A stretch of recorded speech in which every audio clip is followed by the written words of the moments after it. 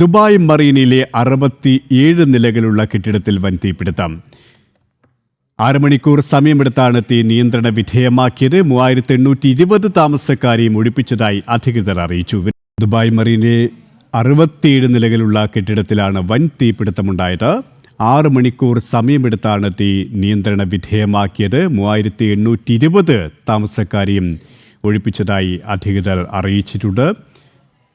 വിവരങ്ങളുമായി ദുബായിൽ നിന്നും ഷിൻസ് സെബാസ്റ്റ്യൻ തുടരുകയാണ്. ഷിൻസ്, കേൾക്കാമെങ്കിൽ തുടരാം. സുരേഷ്, വെള്ളിയാഴ്ച രാത്രി വൈകിയാണ് ദുബായ് മറീനയിലെ ബഹുനില താമസ വാണിജ്യ കെട്ടിടമായ പിനാക്കൽ ടൈഗർ ടവറിൽ തീപിടുത്തമുണ്ടായത്. തീപിടുത്തം ഉണ്ടായ ഉടൻ തന്നെ സിവിൽ ഡിഫൻസ് ടീമുകൾ അവിടെ എത്തുകയും 6 മണിക്കൂറോളം നീണ്ട കഠിന പ്രയത്നം നടത്തി തീ നിയന്ത്രണ വിധേയമാക്കുകയും ചെയ്തു.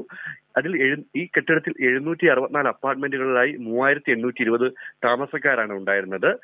അതിൽ നിന്ന് എല്ലാവരെയും സുരക്ഷിതമായി ഒഴിപ്പിക്കുകയും ചെയ്തു. നിലവിൽ ആളുകൾ സുരക്ഷിതരാണെന്ന് അധികൃതർ അറിയിച്ചിട്ടുണ്ട്. തീപിടുത്തത്തിന്റെ കാരണം ഇതുവരെ വ്യക്തമായിട്ടില്ല. മലയാളികളടക്കം ഒട്ടേറെ ഇന്ത്യക്കാർ താമസിക്കുന്ന ഒരു കെട്ടിടമായിരുന്നു ഇത്.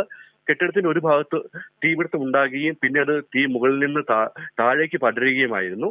കെട്ടിടത്തിന്റെ അവശിഷ്ടങ്ങൾ പതിച്ച് ചില വാഹനങ്ങൾക്ക് കേടുപാടുകൾ സംഭവിച്ചിട്ടുണ്ടെന്നല്ലാതെ കൂടുതൽ വേറെ അനിഷ്ട സംഭവങ്ങളൊന്നും ഉണ്ടായിട്ടില്ല. ആർക്കും യാതൊരു പരിക്കുമില്ലെന്നാണ് ഇപ്പോൾ അധികൃതർ അറിയിച്ചിരിക്കുന്നത്. ഇതിന്റെ ഭാഗമായി തന്നെ ദുബായ് മറീനയിൽ നിന്നുള്ള ദുബായ് പാം ജുമേറ സ്റ്റേഷൻ വരെയുള്ള ദുബായ് ട്രാം താൽക്കാലികമായി നിർത്തിവെച്ചിരുന്നു. തീപിടുത്തം ഉണ്ടായ സമയത്ത് അത് പുനരാരംഭിക്കുകയും ചെയ്തിട്ടുണ്ട്.